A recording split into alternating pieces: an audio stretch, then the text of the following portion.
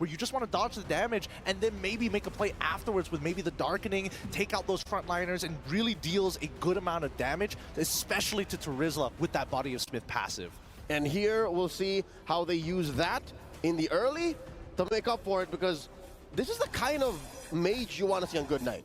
Good Knight is an anchor and a core for Team Falcons in any of their iterations, and now they're going to need to get him online. Oh, look at this, an early fight. Okay, they're going to be pushing Keyboy as quickly as possible, but Kairi gets in the middle of the mix. Good Knight forced to flicker away.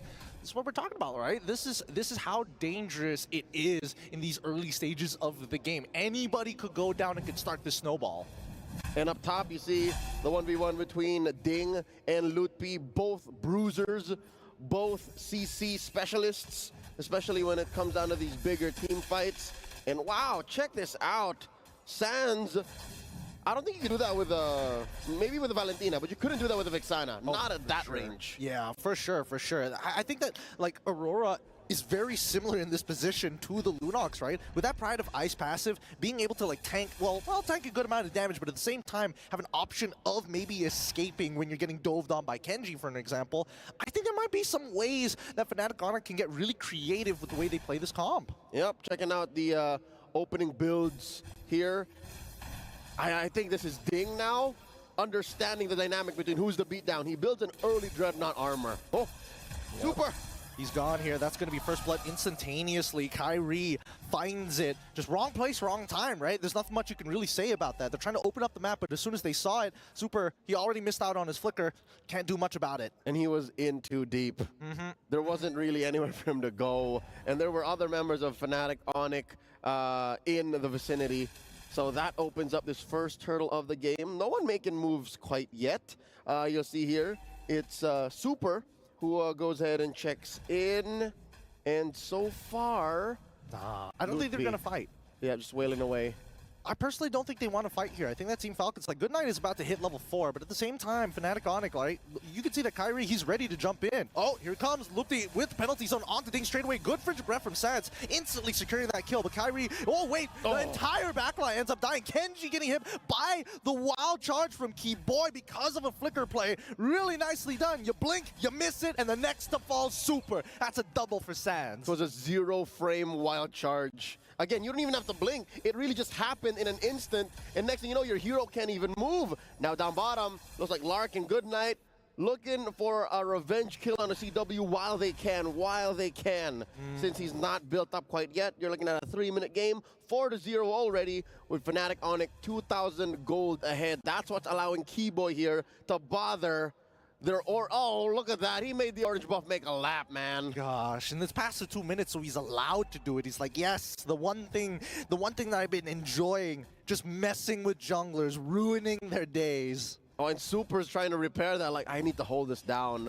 for Kenji. And you're looking at a Ling, man. It's not like they changed anything in Ling's dynamics. Like, that's still an assassin. That's still a hero that needs a lot of build-up. Now, Keyboy in trouble, wild charge out. Instantly out. Oh, but he gets pulled back in by the final slash, though. Sans does drop down the ult as well. Okay, so now Super all by himself has to flicker away, has no escape mechanics, and Kairi picks him off for free. Frigid Glacier, enough to find that trap, the counter engage, and still Team Falcons left high and dry, nothing to their name, 5-0. This lead is growing, man. We're looking at almost 3,000 ahead for the Indonesian 4-time champion squad, the defending MSC champions. Let's look what the items look like as of now. Chewe rocking that Starlium Scythe already. That just needs to get updated real quick.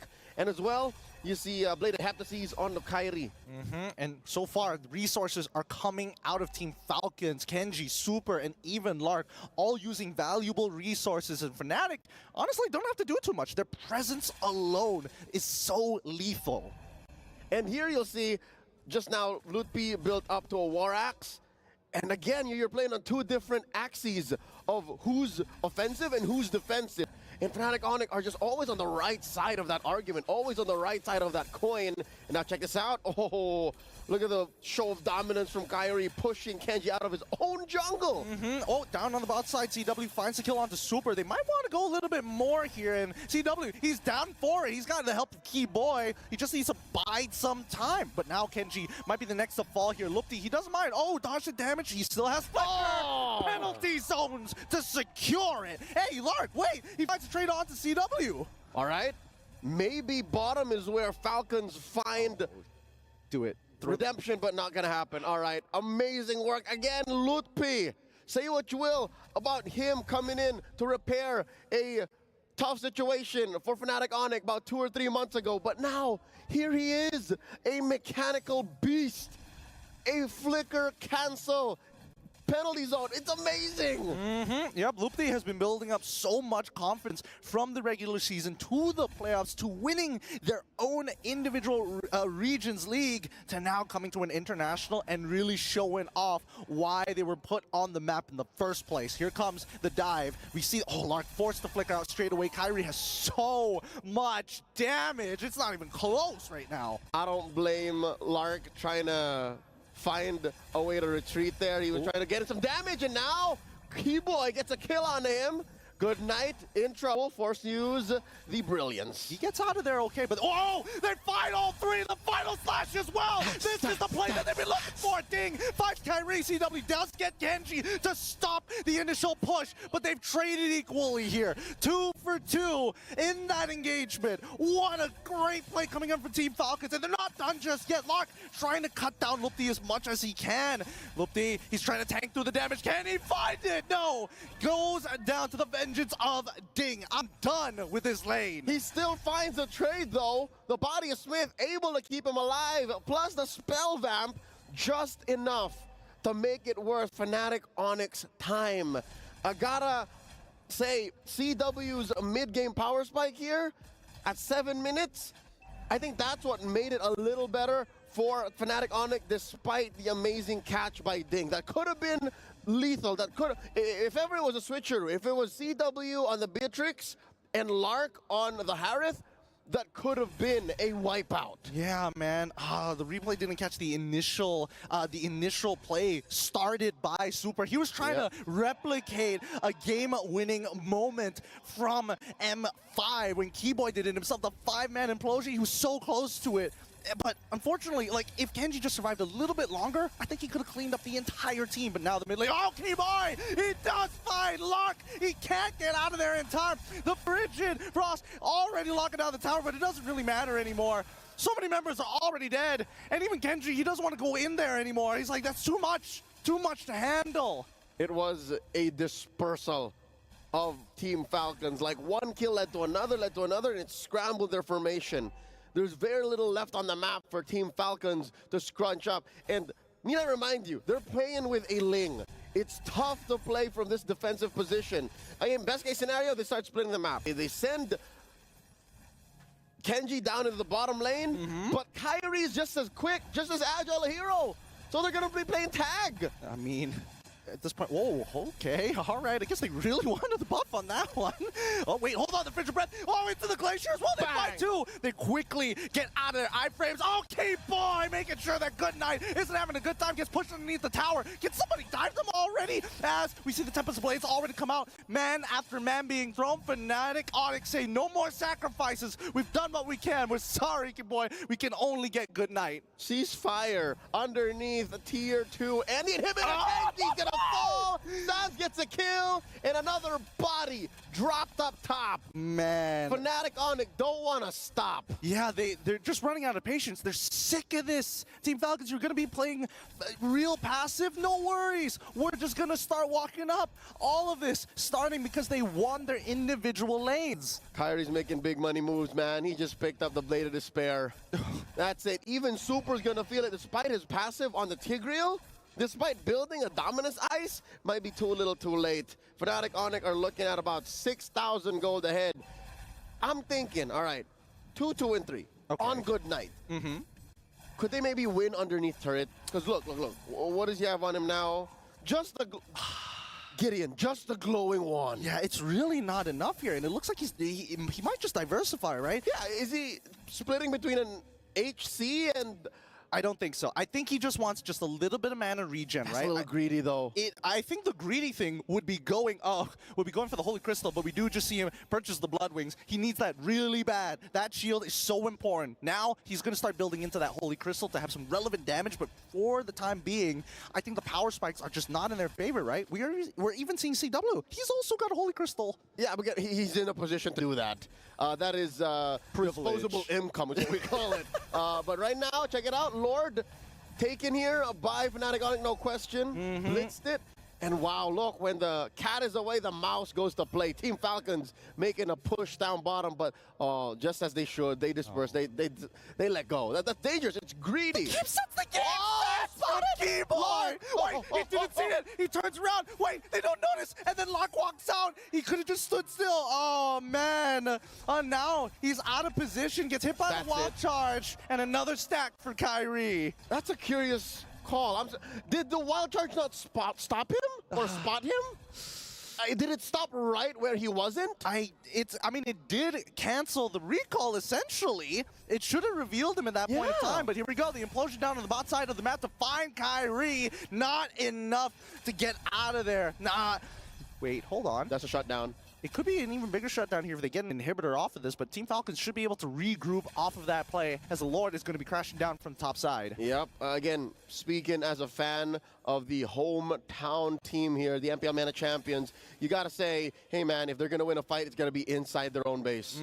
Right? They have pretty good high ground, and they're all here, but they are looking at a Lord, so that's a 6-man a 5-man coalition. Kyrie's off. Yeah, and let's keep in mind, right? They can still shut down these inhibitors. Wait, here comes the penalty zone almost instantaneously. They're trying to combo together, but they don't find anything else. The follow-up isn't there. They get rid of the inhibitor, and Team Falcons, man, look, he's so tanky. He's holding on despite that, and CW is able to find a mega kill off of it. Despite the Glacier not finding the right targets, it forces Kenji to use the ult. Fnatic ONIC playing a little off-kilter. When you thought the measure was 4-4, they say, nah, fam, it's a 3-4, and that takes Team Falcons off tempo.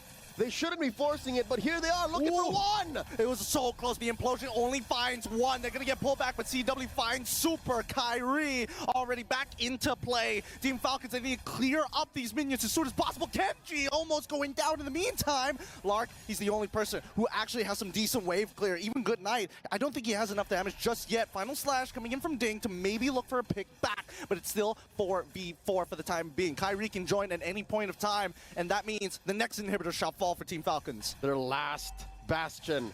No more turrets, just the base standing for Team Falcons. Can they do it? Force that Tempest of Blades! Oh no, such an early Tempest of Blades. Kenji, he's giving so much respect over to Kyrie, but at the very least, the minion waves have been cleared up, and Team Falcons, with no inhibitors, they're going to be stuck in their base, turtling up as hard as they can. The Sky Kings play the disciplined game here, keeping to their timing.